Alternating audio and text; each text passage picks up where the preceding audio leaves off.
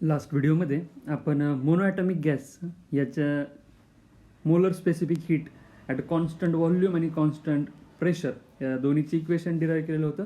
ते मी इथं तुम्हाला स्क्रीनवरती ठेवलेलं आहे, ते तुम्हाला दिसत असेल. आता याच्यात डिग्री ऑफ फ्रीडम व्यवस्थित समजून घ्या, कारण आजचा जो पॉईंट आहे तो आहे पॉलीॲटॉमिक गॅसचा. तर इथं जर पाहिलं तर बघा, ईच ॲटमसाठी जी काय डिग्री ऑफ फ्रीडम राहतो ट्रान्सलेशनल मोशनचा तो राहतो 3. त्यानंतर ॲव्हरेज त्यांनी 3/2 केबीटी लिहिलेलं आहे. तर हे ॲव्हरेज कसं लिहिलं जातं आहे, तर प्रत्येक term, each term contains energy of half KBT आणि या हाफला 3 डिग्री ऑफ फ्रीडम आहे म्हणून आपण काय करतो, 3 ने मल्टिप्लाय करतो. हे तुम्हाला इथं समजेल. ठीक आहे. त्यानंतर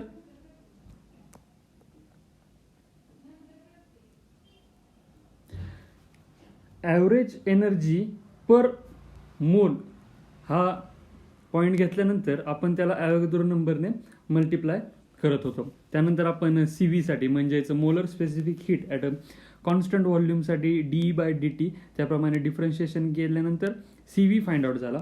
CP - CV = R म्हणजे आपण त्याला मेयर्स रिलेशन म्हणत होतो. त्याच्यावरून आपला CP फाइंड आउट झाला. त्यानंतर आपण गॅमा हे फंक्शन फाइंड आउट करतोय. गॅमा म्हणजेच CP/CV. त्याच्यावरून आपल्याला हे इक्वेशन मिळालं होतं, ते 5/3 होतं.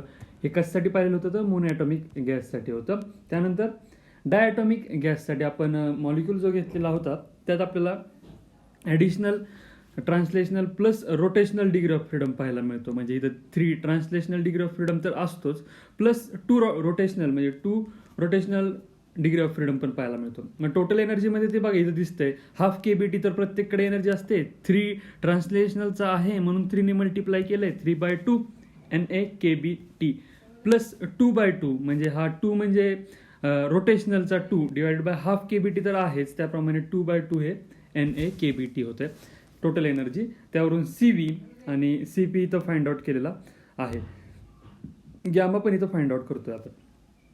जसं या मॉलिक्यूलला ट्रान्सलेशनल रोटेशनल हा डिग्री ऑफ फ्रीडम असतो, त्याचप्रमाणे इथं व्हायब्रेशनल पण आपल्याला पाहायला मिळेल आणि तो व्हायब्रेशनल पण आपण इथे इंट्रोड्यूस करतोय. म्हणजे 3 translational plus 2 rotational plus 2 vibrational. आता हा 2 व्हायब्रेशनल कसा, तर तिथं कायनेटिक एनर्जी आणि पोटेन्शियल एनर्जी या दोन एनर्जी असतात म्हणून आपण तिथं 2 ने मल्टिप्लाय करतोय. इक्वेशन E मला फाइंड आउट झालं, त्याच्यावरून CV CP हे इक्वेशन मी इथं फाइंड आउट केलेलं होतं. आता आजचा जो पॉईंट आहे तो आहे आपला पॉलीॲटॉमिक गॅस. आता पॉलीॲटॉमिक गॅस म्हणजे काय ते पण मी तुम्हाला इथं सांगतो.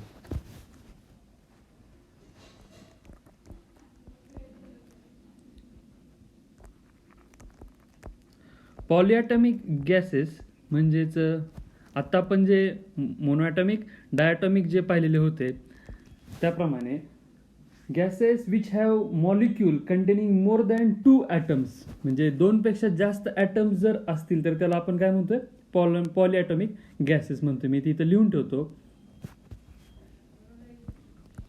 Gases having molecule containing more than 2 atoms.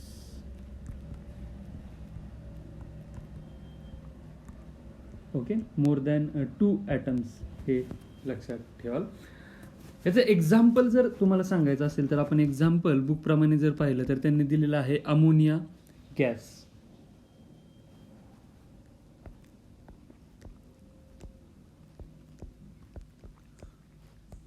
आता या अमोनिया गॅसला आपण इक्वेशनमध्ये आपण म्हणजे फॉर्ममध्ये लिहायचं असेल तर आपण त्याला लिहितो NH3. ओके, जर स्ट्रक्चर जर मी ड्रॉ केलं तर हा N असेल, H आणि H असं काहीतरी फॉर्ममध्ये तो असेल. डबल बॉन्ड सिंगल बॉन्ड ते तुम्हाला लक्षात येईल. ओके, मी जस्ट तुम्हाला स्ट्रक्चर दाखवतोय. आता याच्यात आपल्याला डिग्री ऑफ फ्रीडम लिहायचे. तर याच्यातले डिग्री ऑफ फ्रीडम कुठले कुठले होते, जसं आपण डायॲटॉमिकला पाहिलं तसंच ट्रान्सलेशनल आहे, रोटेशनल आहे आणि व्हायब्रेशनल पण आहे. मग आपल्याला पहिल्यांदा आपण काय लिहूया, ट्रान्सलेशनल डिग्री ऑफ फ्रीडम पाहूया. आता ट्रान्सलेशनल डिग्री ऑफ फ्रीडम पाहत असताना याच्यात जे काय मॉलिक्युल्स असतील म्हणजे H आहे, H3 आहेत म्हणजे हा H आणि हा जो N आहे, त्या प्रत्येक मॉलिक्यूलला 3 डिग्री ऑफ फ्रीडम असेल, म्हणजे ट्रान्सलेशनलचा म्हणतोय आपण, ट्रान्सलेशनल बोलतोय म्हणल्यानंतर मी प्रत्येक मॉलिक्यूलचा डिग्री ऑफ फ्रीडम सांगितलं तर काय लिहीन 3 डिग्री ऑफ फ्रीडम. ओके. त्यानंतर रोटेशनल जर पाहिलं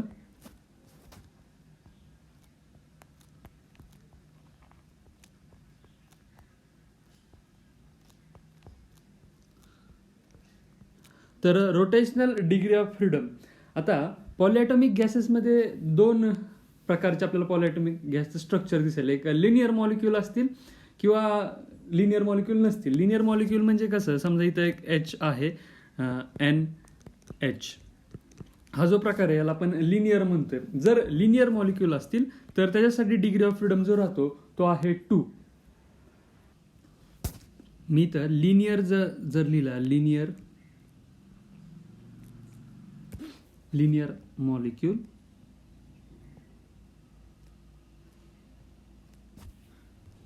याचा रोटेशनल डिग्री ऑफ फ्रीडम जर सांगायचा असेल तर तो रोटेशनल डिग्री ऑफ फ्रीडम राहतो 2 डिग्री ऑफ फ्रीडम. आता हा 2 डिग्री ऑफ फ्रीडम म्हणजे कसं बघा, समजा मी ही लिनियर चेन कन्सिडर केलेली आहे, तर ही चेन या ॲक्सिस भोवती रोटेट होईल. म्हणजे आता हा जो ॲक्सिस असेल तो तुमच्या स्क्रीनच्या सरफेसला परपेंडिक्युलर राहील, आणि दुसरा म्हणजे तो या साईडने अप साईडला येत असेल, या साईडने डाऊन साईडला जात असेल, असा एक ॲक्सिस असेल. जो ॲक्सिस या मॉलिक्युलर जे मॉलिक्युल्स आहेत त्याच्या बॉन्डवरती असेल त्या ॲक्सिसला तिथे रोटेट करता येणार नाही. म्हणजे linear degree of freedom, rotational degree of freedom जर पाहिला लिनियर मॉलिक्युलचा तर तो राहतो 2. पण समजा हा डिग्री ऑफ फ्रीडम लिनियर नसेल, म्हणजे हे जे काय स्ट्रक्चर असेल ते लिनियर जर नसेल तर मी ते ऑल अदरसाठी लिहितो.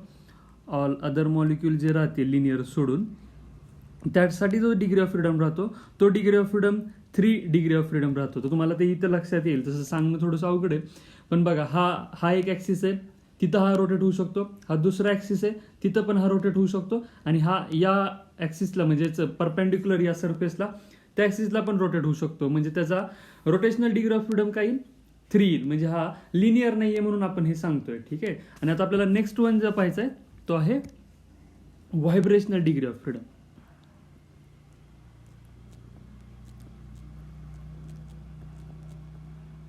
Vibrational degree of freedom. आता व्हायब्रेशनल डिग्री ऑफ फ्रीडम मध्ये पॉलिॲटॉमिक गॅसेसमध्ये तो डिपेंड राहतो स्ट्रक्चर मध्ये जे काय मॉलिक्युल्स असतील त्याच्यावरती. म्हणून आपण इथं लिहिताना number of degree of freedom for vibrational motion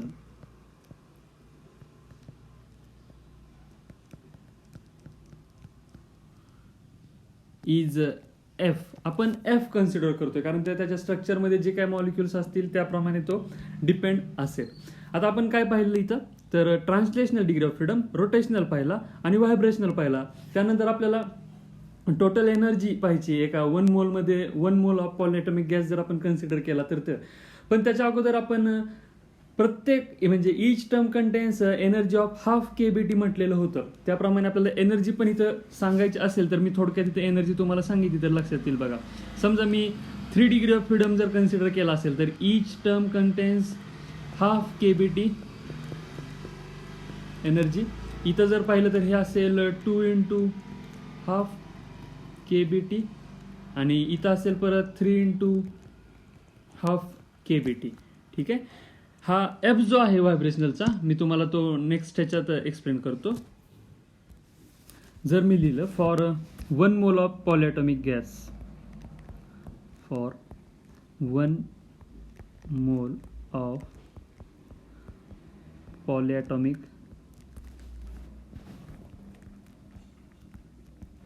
gas energy E is equal to द्यायचं असेल तर मी काय देतो 3 of translational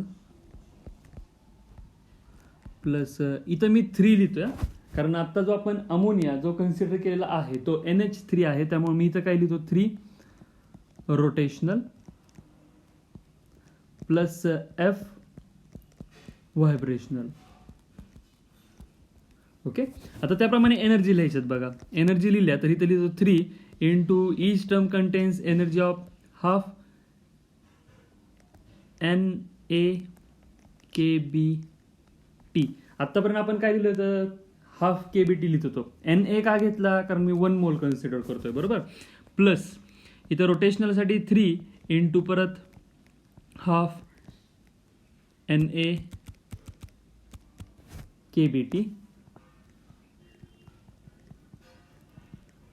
plus F into 2/2 into,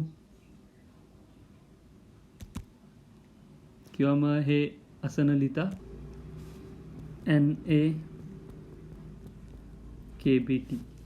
ठीक आहे. आतापर्यंत आपण काय म्हणतो, each term contains energy of half KBT. तर बघा ते इक्वेशन जे काय होतं ते इक्वेशन इथं आपल्याला मिळेल ते असेल 3/2 NA-kBT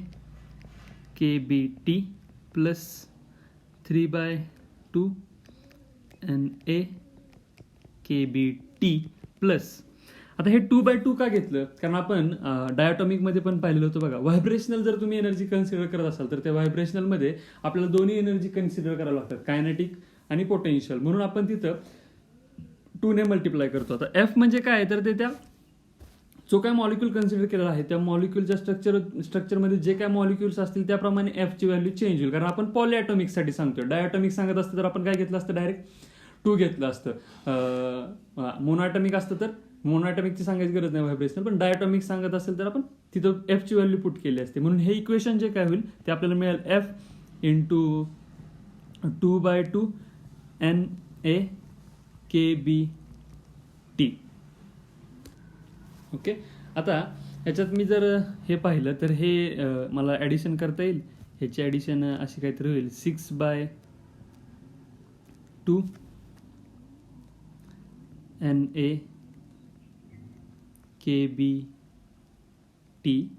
plus he term as it is असेल F 2/2 कॅन्सल होऊन जाईल. म्हणजे इक्वेशन काय राहील, F इंटू NA-kBT. ओके. इथं जर मी हे सिम्प्लिफाय केलं तर हे होईल 3. म्हणजे मला इथून NA-kBT कॉमन निघेल बघा. म्हणजे इक्वेशन काय राहील, हे 3 प्लस F कॉमन फॅक्टर असेल NA-kBT. ही असेल तुमची एनर्जी E. आता या एनर्जीवरून आपल्याला molar specific heat at a constant volume and constant pressure आपल्याला फाइंड आउट करायचं आहे. मग मी त्यासाठी इक्वेशन घेतो.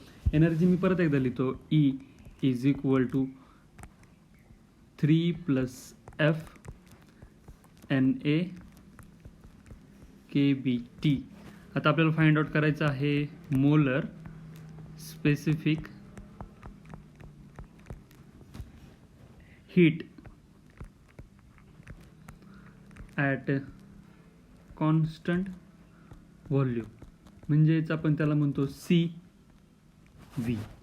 CVचं रिलेशन देतो आपण DE/dt. आपल्याकडे E ऑलरेडी आहे, D/dt into bracket 3 plus F NA-kBT. हे जर रिलेशन घेतलं तर with respect to T differentiate केल्यानंतर आपल्याला जे आन्सर मिळेल ते असेल 3 प्लस F NA-kB.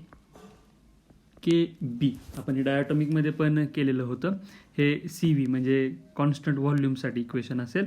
आता आपण याला NA-kB ला आपण R मध्ये पण लिहू शकतो. म्हणजे इक्वेशन मला मिळेल 3 प्लस F R.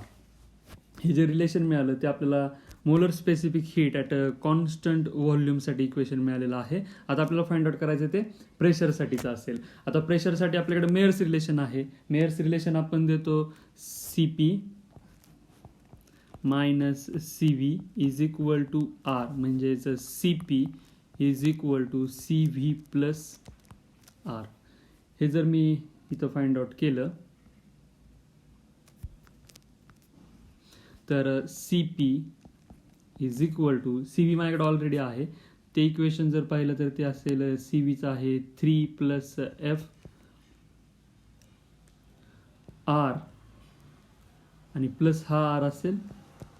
ओके, हे मी आत मल्टिप्लाय करून घेतो. 3R plus F R plus R, हा आर आणि हा आर ॲड होईल.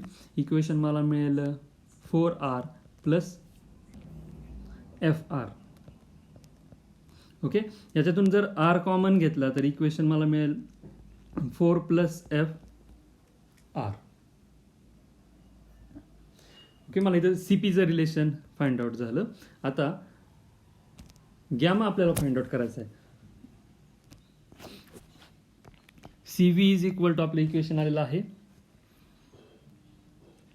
3 प्लस एफ आर आणि CP आपलं इक्वेशन आत्ता आलेलं आहे 4 plus F R. Gamma means CP by CV is equal to 4 plus F into R divided by 3 plus F